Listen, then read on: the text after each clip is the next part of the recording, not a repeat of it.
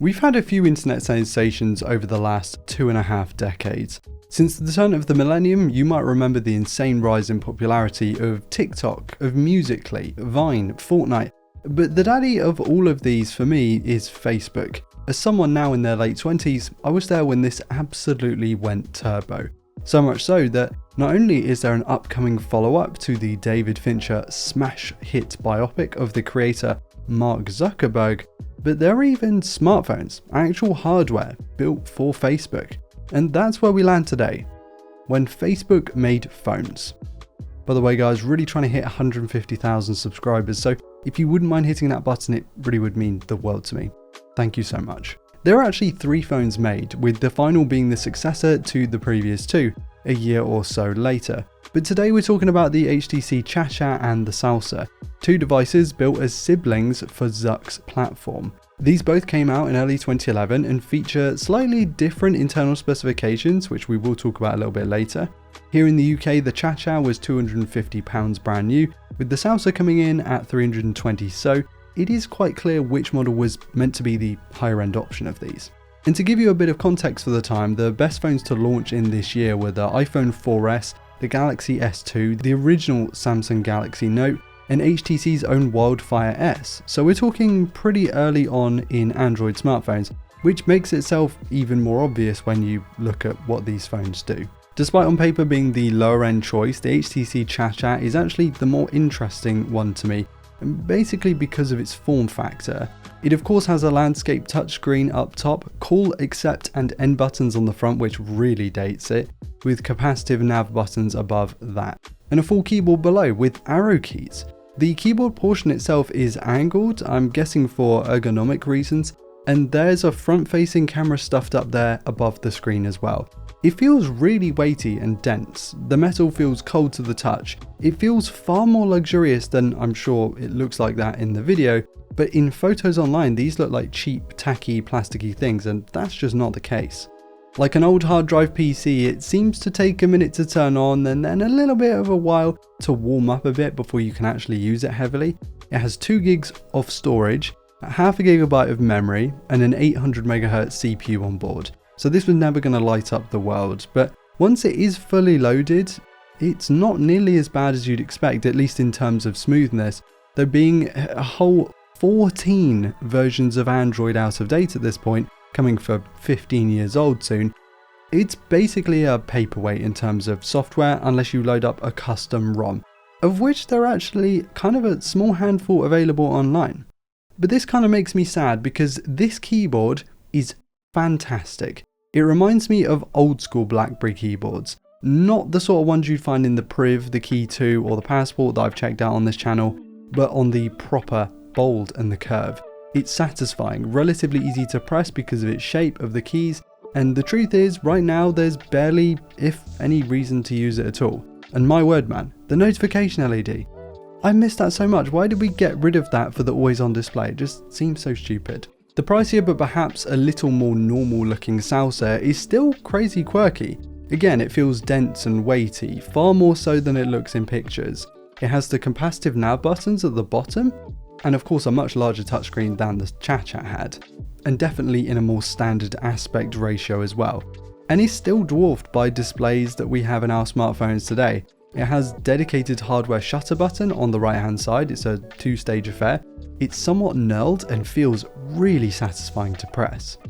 And when you do get to turn this thing on, it looks and feels a lot like most other HTC phones of this time, with that familiar layout and of course in the more normal portrait orientation. Again, it kind of takes a minute to get going, but once it is loaded up, the interface is kind of nice, it's nostalgic, it's full of character, has gradients, textures, colors, shapes. It's not nearly as clinical as what we would expect today, and I'm sure many people these days would find it kind of ugly looking, but I really like the charm. I'm sure many do prefer the newer layouts, but this was in an era before personality started getting stripped out of design in general. The Facebook button, which is present on the bottom of both of these phones, does pretty much exactly what you'd expect it to. It boots up the application and asks you to log in. And I'm going to throw up some footage of someone else using Facebook on these phones because I do not trust these. with my personal login details at all. Even if there is no malware on here, the possibilities of security flaws and problems, it's almost a guarantee at this point. I think what really stands out to me with these phones is not their bulk in general. I mean, these have batteries like a quarter the size of the OnePlus 13, yet are comfortably over a centimetre thick. But their tiny size in terms of footprint, they are comfortably smaller than even an HTC One, and even smaller when you take into account the serious amount of bezel around the side of these things, making room for the front-facing logos, the Facebook button of course, the navigation, the earpiece speakers. You can't forget those things. I just had to take a handful of photos with these phones, and though yes, the images are poor in objective quality, I really quite like the charm that you get with these things. They're quirky and characterful. They have a bit of personality and they stand out, and I think that's kind of what we're missing from a lot of smartphone cameras today. Actually, a quick shout out to a video made by Snappiness on YouTube. Great guy, great channel, give him a subscription. He goes into a little bit more detail about why modern smartphone photos just look awful. I'll leave that link either in the description or the pinned comment if you fancy watching it, but it's very much applicable to these phone cameras as well.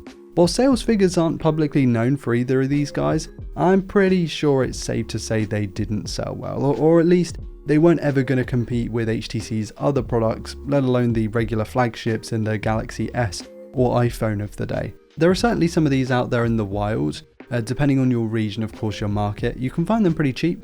I paid a combined £27, I think, for both of these copies from independent sellers. And that's not to say you should just go out and buy one. I don't recommend you go and buy one of these at all, really. Though I was absolutely shocked and impressed that someone managed to get a PS1 emulator working on the Cha-Cha. I'll leave that on the screen if I can. I guess having a landscape display kind of does have its benefits sometimes, so great. It's funny, these days it feels like Instagram is perhaps the biggest social media from Meta right now, what you could maybe consider its premier product. That's what everyone seems to use these days. Well, I barely touch it, but you wouldn't see an Instagram phone, would you? Despite it being so incredibly popular at the moment. A slight deviation here, but I just miss when Instagram was just pictures and photos. I don't want to see video on there. I don't know. Let me know if you agree or disagree in the comments. There's probably millions, if not billions of you watching videos on there, so I'm probably in the wrong. HTC has since fizzled out of the smartphone market, returning relatively recently with some odd yet unpopular models, unable to really capture the magic that it once had with its massive user base. The Legend, the One of course, even these little guys. It's really sad we don't have a competitive HTC in 2025 in my opinion, because these devices, they have a lot of character. Meta has launched hardware since its acquisition of Oculus. The Meta Quest VR, probably one of the most popular headsets you can get right now. The Facebook Portal, now the Meta Portal, was a line of computer voice chat type things that most people just use their phones for, and there really hasn't been the same kind of success in that than there has been in the virtual reality hardware. Were these ever objectively good phones? I'm not so sure, but they are at least interesting and part of one of the most exciting areas for technology, particularly for smartphones ever. Facebook making phones is something that probably sounds quite strange to the younger portion of my audience because Facebook is the thing that old people use. I'm old apparently. But it was and still is a global powerhouse, and these two phones are a fascinating artifact.